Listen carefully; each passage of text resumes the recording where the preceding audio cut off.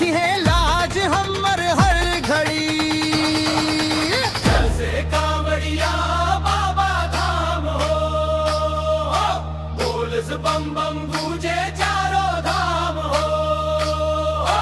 गंगा जल भर के ले चल प्यार से, बोले बाबा पूरा करिए अरमान हो।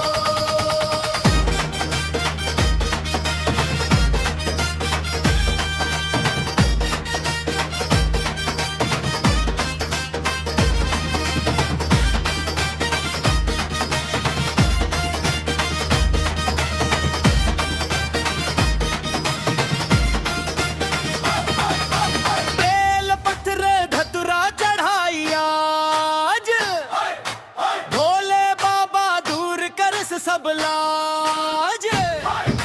सावन के महीना पावन बड़े लागे, तोहरे नाम से चमके हमार समाज। बोल बम हर हर बम गूंजे हर दिशा में जय शिव शंकर।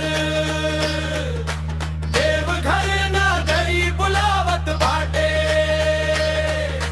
चल भक्तन संग मिला के निरंतर।